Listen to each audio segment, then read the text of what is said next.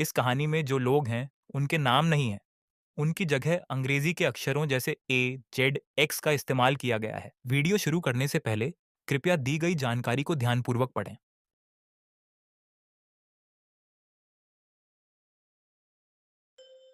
4 दिसंबर रविवार रात 8 बजे। सड़क खाली थी। सिर्फ एक कार की हेडलाइट की रोशनी दौड़ रही थी। कार के अंदर 2 दोस्त थे। ए गाड़ी चला रहा था और जे उसके बगल में बैठा था। जद हमारी कहानी का नायक है। उसके चेहरे पर दिन में भी एक छाया थी। रात के अंधेरे में वह छाया और गहरा हो गई थी। जेड को हॉस्पिटल से डिस्चार्ज हुए कुछ ही दिन हुए थे। उसके दोस्त उसकी सेहत के लिए एक पार्टी देना चाहते थे, इसीलिए ए जेड को अपने दोस्तों के घर ले जा रहा था। सड़क के दोनों ओर पेड़ों की शाखाएं मानो किसी आत्मा की तरह कांप रही थीं। हवा में उनका नृत्य एक अजीब सा सुर पैदा कर रहा था।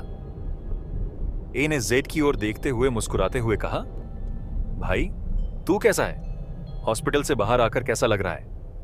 जेड थोड़ा चुप रहकर जवाब दिया, ठीक हूं। लेकिन उसकी आवाज में खुशी का सुर नहीं था, बल्कि एक अजीब सी निराशा थी। ये जानता था कि जेड अभी भी हॉस्पिटल के अनुभव के दबाव में है। जैसे जैसे कार आगे बढ़ रही थी, सड़क उतनी ही सुनसान होती जा रही थी। चारों ओर सिर्फ पेड़ों की शाखाओं की खड़खड़ाहट और हवा की सीटी की आवाज थी। खिड़की से बाहर देख रहा था। उसकी आंखों में डर का एक साया था। क्या हुआ जेड? ए ने पूछा। जी ने मुड़कर ए की ओर देखा। उसकी आंखों में एक अजीब उत्तेजना थी। अच्छा, तुझे क्या लगता है अस्पताल से बाहर निकलने के बाद हम कभी ठीक हो पाएंगे? ए के शरीर में एक सिहरन दौड़ गई। वह जानता था जेरी के मन में क्या चल रहा है। हॉस्पिटल की वो अंधेरी रातें, वो सांस लेने की आवाजें, वो अजीब सपने, सब कुछ अभी भी जी के मन में जल रहा था। गाड़ी धीरे धीरे आगे बढ़ रही थी। सड़क के किनारे एक पुराना घर था। घर की खिड़की में रोशनी जल रही थी। ए जानता था यह घर ही उसके दोस्तों का घर था। हम पहुंच गए हैं। वे अपने दोस्तों के घर के सामने पहुंचे। ए ने दरवाजा खटखटाया और जोर से कहा, मैं आ गया हूं। यह शब्द सुनकर अंदर से सभी दरवाजा खोलने आए। जेड को देखकर सभी बहुत खुश हुए। उन्होंने जी को गले लगाकर बधाई दी। पार्टी में भी यही हाल था। सभी जै को घेर कर हंस रहे थे, मजाक कर रहे थे, लेकिन जी कुछ खास प्रतिक्रिया नहीं दे रहा था। उसकी आंखें थोड़ी उदास थीं। ए और उसके बाकी दोस्त समझ रहे थे कि जी को थोड़ा समय देना होगा। वे जानते थे कि जेड धीरे धीरे पहले की तरह हो जाएगा। सब में सबसे ज्यादा खुश एक लड़की एक्स थी। वह जी को देखकर बहुत उत्साहित हो गई, लेकिन हैरानी की बात यह थी कि वह जी के साथ ज्यादा बात नहीं कर पाई। बस इतना पूछा, कैसे हो? उसकी आंखों में एक खास चमक थी, ऐसी चमक जो यह बताती थी कि वह जी के साथ और बात करना चाहती है, लेकिन किसी कारणवश नहीं कर पा रही है। जेड एक्स देखकर थोड़ा शर्म आया। वह समझ गया कि एक्स उसके प्रति अलग तरह से महसूस करती है, लेकिन वह खुद को थोड़ा असहाय महसूस कर रहा था। वह हॉस्पिटल से अब भी पूरी तरह ठीक नहीं हुआ था। इधर पार्टी में दूसरे लोग खेल कूद, गाने बजाने में लग गए थे। जेड और एक्स दोनों थोड़े अलग हो गए। जेड एक कोने में बैठकर सबको देख रहा था और एक्स बीच बीच में जी की ओर देख रही थी। उसकी आंखों में एक तरह का अभिमान का साया था। अचानक बारिश शुरू हो गई। सभी को छत से उतरकर घर के अंदर आना पड़ा। जे और एक्स साथ में छत की सीढ़ियों पर शरण ली। बारिश की बूंदें छत पर गिरने की आवाज, हल्की हवा और दोनों के मन में एक अजीब सा चुपचाप। इस पल में दोनों के बीच की दूरी थोड़ी कम हो गई थी।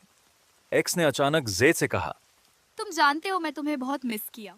जेड कुछ कह पाता, इससे पहले ही एक्स ने अपनी नजरें हटा ली। जेड कुछ नहीं बोल पाया। वो कुछ कहना चाहता था, लेकिन शब्द उसके गले में फंस गए। असल में जेड एक्स को बहुत पसंद करता था। वो एक्स से कहना चाहता था, मैं तुमसे बहुत प्यार करता हूं। एक्स ने जेड से पूछा, क्या बोल रहे थे तुम? जे हिम्मत करके कुछ कहने ही वाला था कि तभी जीत की नजर सीढ़ी की खिड़की पर गई। उसे लगा जैसे कोई खिड़की से उसकी ओर देख रहा है। उसने कुछ देर खिड़की की ओर देखा। फिर एक्स ने फिर पूछा। अरे क्या हुआ, तुम कुछ बोल रहे थे? जी ने खिड़की की ओर नहीं देखा। जब वो एक्स से कुछ कहने ही वाला था, तभी अचानक तेज आवाज से गरज चमकी। डर के मारे एक्स ने जेड को पकड़ लिया। जी का दिल जोर से धड़कने लगा। उसने फिर खिड़की की ओर देखा। उसने देखा कि खिड़की के बाहर एक हाथ की छाया थी। उसे लगा जैसे कोई उसकी ओर देख रहा है। जी थोड़ा डर गया। एक्स ने फिर पूछा। क्या हुआ? जी ने एक्स से कहा, तुझे उस खिड़की के पास कुछ दिख रहा है? कोई छाया? किस चीज का साया? मुझे तो कोई साया नहीं दिखाई दे रहा। लेकिन जय को अभी भी उस हाथ की छाया दिख रही थी।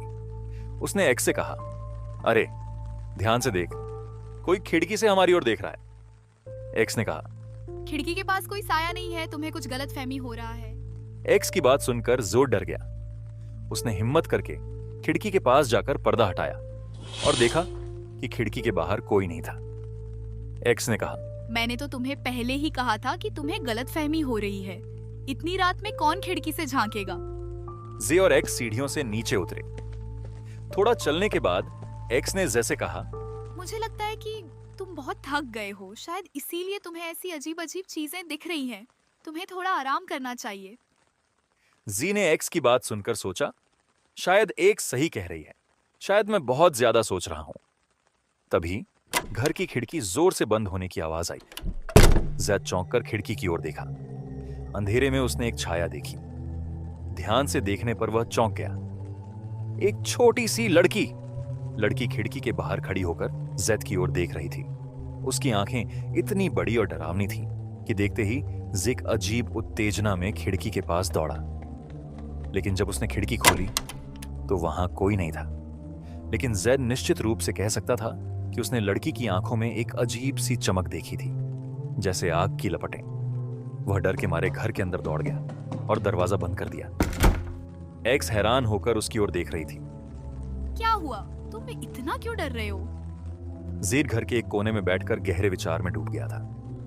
यह डर उसे लगातार परेशान कर रहा था। उसका दिल जोर से धड़क रहा था, शरीर कांप रहा था। कुछ देर बाद चारों ओर सब शांत हो गया, लेकिन उसे एक अजीब सी आवाज सुनाई दी, जैसे कोई छोटी सी लड़की फुसफुसा रही हो। लेकिन वह ठीक से समझ नहीं पा रहा था कि लड़की क्या कह रही है। कुछ देर बाद उस फुसफुसाने के साथ एक रोने की आवाज भी सुनाई दी। वह रोना धीरे धीरे डरावना और जोरदार होता जा रहा था। जी ने अपने कान बंद कर लिए, लेकिन रोने की आवाज इतनी जोर से थी कि वह उसे सहन नहीं कर पा रहा था। उसका सिर दर्द से फट रहा था। उसकी आंखों के सामने सब कुछ अंधेरा हो रहा था। अचानक जे जागा और उसने देखा कि कमरा अभी भी अंधेरा था। उसने सबसे पहले घड़ी की ओर देखा। घड़ी में 11:27 थे। उसे समझ आया कि उसने एक बहुत ही डरावना सपना देखा है, लेकिन वह सपना इतना वास्तविक था कि वह अभी भी डरा हुआ था। वह बिस्तर से उठा और बाथरूम में गया। उसने चेहरा धोया और बाथरूम से चिल्लाया, लेकिन किसी ने जवाब नहीं दिया। जे बाथरूम से बाहर आया और अपने दोस्तों को बुलाने लगा। ए, तुम कहाँ हो? तुम सब कहाँ चले गए? लेकिन उसे कोई जवाब नहीं मिला। उसने सोचा कि शायद सब बाहर कहीं गए होंगे। उसने अपने दोस्त ए को फोन किया, लेकिन उसका फोन बंद था। जे ने फैसला किया कि वह ए की गाड़ी लेकर अपने घर जाएगा। अपने दोस्तों के घर से निकलकर उसने देखा कि ए की गाड़ी भी नहीं थी। जे ने फैसला किया कि वह पैदल ही घर चला जाएगा। रास्ता सुनसान और खाली था। हवा भी ठंडी और नम थी। रास्ते पर चलते चलते उसकी याद में कल रात का वह डरावना सपना फिर से आ गया। वह अजीब लड़की का चेहरा अभी भी उसकी आंखों के सामने तैर रहा था। अस्पताल से निकलने के बाद वह अभी भी पूरी तरह ठीक नहीं हुआ था, और ये डरावने सपने उसके मन को और कमजोर कर रहे थे। अचानक उसकी नजर रास्ते की रोशनी की छाया में एक छोटी सी लड़की पर पड़ी, जो दौड़ रही थी। लड़की का चेहरा कल रात के सपने में देखी गई लड़की जैसा ही था। जे डर गया। वह खुद को रोक नहीं पाया और लड़की की ओर दौड़ पड़ा। दौड़ते दौड़ते लड़की एक मुख्य सड़क के बीच में जाकर खड़ी हो गई। ठीक उसी समय एक कार की हेडलाइट उसकी आंखों पर चमक पड़ी। कार तेजी से लड़की की ओर बढ़ रही थी। जे चिल्लाया, अरे वहां से हट जाओ, कार आ रही है। लेकिन लड़की ने जे की ओर देखकर एक अजीब सी मुस्कान दी। वह मुस्कान इतनी अजीब थी कि जे एक पल के लिए सोचने लगा कि लड़की की आंखें चमक रही थीं, जैसे आग के दो टुकड़े। कार तेजी से बहुत करीब आ गई थी। जे कुछ समझ नहीं पा रहा था। वह दौड़कर लड़की को सड़क से हटाने गया। कुछ देर बाद जे धीरे धीरे अपनी आंखें खोला और देखा कि उसके चारों ओर लोगों का एक समूह जमा हो गया है। वे उत्तेजित स्वर में बात कर रहे थे। एम्बुलेंस को फोन करो, क्या तुम ठीक हो? कोई पानी लाओ। जे कुछ भी समझ नहीं पा रहा था, लेकिन उसे अपने दाहिने हाथ में दर्द हो रहा था। वह हैरान होकर लोगों से पूछा, क्या हुआ यहाँ? एक लड़की थी ना, वो कहाँ है? लोग हैरान होकर जे की ओर देख रहे थे। किसी ने कहा, तुम्हारा एक्सीडेंट हो गया, यहां कोई लड़की नहीं थी, तुम अचानक बीच सड़क पर आ गए थे। जे और अधिक भ्रमित हो गया। वह कुछ भी समझ नहीं पा रहा था। किसी ने कहा, तुम ठीक हो, पानी पियोगे? जे ने अपनी घड़ी देखी। घड़ी में समय 11:27 था। वह सोचने लगा, जब मैंने घर पर समय देखा था तब भी 11:27 बज रहे थे। यह कैसे संभव है? उसने लोगों से पूछा, अब कितने बजे हैं? उन्होंने भी वही समय बताया, 11:27। जे और गहराई से सोचने लगा, क्या यह घटना सच है या मैं सपना देख रहा हूं? उसके मन में एक अजीब सा डर पैदा हो गया। वह सपने और हकीकत में फर्क नहीं कर पा रहा था। उसने चारों ओर देखा। सब कुछ उसे अस्वाभाविक लग रहा था। अचानक एक आवाज आई और जी देखता है कि वो अस्पताल में है। चारों ओर मरीजों के बिस्तर लगे हुए थे। उसने अपनी घड़ी देखी और देखा कि समय रात के 12 बज रहे हैं, लेकिन उसे ऐसा लग रहा था कि कुछ ही पल पहले 11:27 बज रहे थे। वह डर गया और चिल्लाने लगा। अस्पताल के नर्स और डॉक्टर उसे शांत करने आए, लेकिन उसकी बेचैनी बढ़ती ही जा रही थी। आखिरकार उसे बेहोश करने के लिए एनेस्थीसिया का इंजेक्शन लगाना पड़ा। कुछ दिन बाद जब जेड होश में आया तो उसके परिवार और दोस्त उसके आसपास जमा थे। वे जानना चाहते थे कि वह कैसा महसूस कर रहा है, लेकिन जेड अभी भी उलझन में था। वह अपने अजीब अनुभव को याद करने की कोशिश कर रहा था, लेकिन सब कुछ इतनी तेजी से हुआ था कि वह स्पष्ट रूप से कुछ याद नहीं रख पा रहा था। तभी ड्यूटी पर मौजूद डॉक्टर उनके पास आए। चेहरे पर गहरी चिंता लिए उन्होंने बताया, जेड के मेडिकल रिपोर्ट की जांच करने पर हमें एक चौंकाने वाला तथ्य मिला है। जेड के शरीर में अत्यधिक मात्रा में एलएसडी पाया गया है। यह एक शक्तिशाली हेलुसिनोजेनिक ड्रग है जो मस्तिष्क की कार्यप्रणाली को गहराई से प्रभावित करता है। इसी के प्रभाव में ही उसने समय और वास्तविकता का बोध खो दिया था। डॉक्टर ने आगे समझाया, एलएसडी मस्तिष्क के उस हिस्से को प्रभावित करता है जो हमें अपने आसपास की दुनिया को समझने में मदद करता है। इसके कारण लोग विभिन्न प्रकार के भ्रम देखते हैं, सुनते हैं और महसूस करते हैं। कई बार यह मानसिक भ्रम, आतंक और यहां तक कि मानसिक बीमारी का कारण भी बन सकता है। डॉक्टर की इन बातों को सुनकर जेड का परिवार और दोस्त और अधिक चिंतित हो गए। उन्होंने कभी नहीं सोचा था कि इतनी कम उम्र में जेड इस तरह के खतरनाक ड्रग का शिकार होगा। उन्होंने जेड से सवाल किया, लेकिन जेड खुद भी हैरान था। वह नहीं बता पा रहा था कि उसने कब या कितनी बार यह ड्रग लिया था। यह घटना इतनी फैल गई कि अगले दिन 8 दिसंबर को एक अखबार में इस घटना को छाप दिया गया।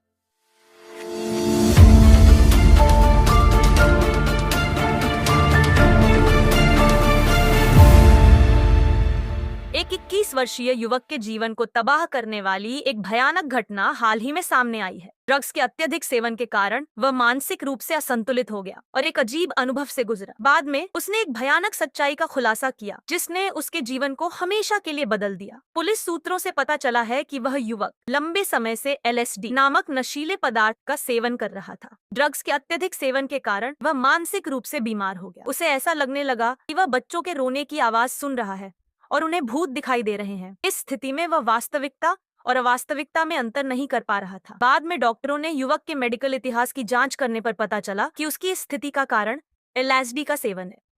और इससे भी महत्वपूर्ण बात यह है, इस युवक ने अपने एक बयान में बताया, बहुत पहले उसने एक भयानक दुर्घटना कर दी थी। ड्रग्स के नशे में वह गाड़ी चला रहा था और उसने सड़क पर एक बच्चे को कुचल दिया था। इस घटना के बाद से वह मानसिक रूप से टूट गया और अपराध बोध से ग्रस्त हो गया। उसने आगे बताया कि घटना के बाद वह पुलिस को सूचित करना चाहता था, लेकिन उसके परिवार वालों ने उसे चुप रहने के लिए कहा। चूंकि घटनास्थल पर कोई सीसीटीवी कैमरा नहीं था, इसलिए उन्होंने इस घटना को गुप्त रखने की कोशिश की। निष्कर्ष, ये घटना हमें सभी को ड्रग्स की लत के भयानक परिणामों के बारे में सचेत करती है। ड्रग्स न केवल व्यक्ति के जीवन को बर्बाद करते हैं, बल्कि यह समाज के लिए भी एक बड़ा खतरा है। यह घटना हमें सभी को सचेत होने के लिए एक ज्वलंत उदाहरण है। Staff reporter, times of India. कहा जाता है, इंसान अपने अतीत के दुखों को भुलाकर नई शुरुआत कर सकता है, लेकिन अतीत में किए गए कुछ गलत कर्म उनके जीवन में कहीं ना कहीं एक काले आईने की तरह रह जाते हैं। उस आईने में इंसान अपना चेहरा नहीं, बल्कि अपने अतीत के उन गलतियों और पापों को देखता है और उसे लगता है कि वह अभी भी पापी है। Black mirror, written by Sayan Pal.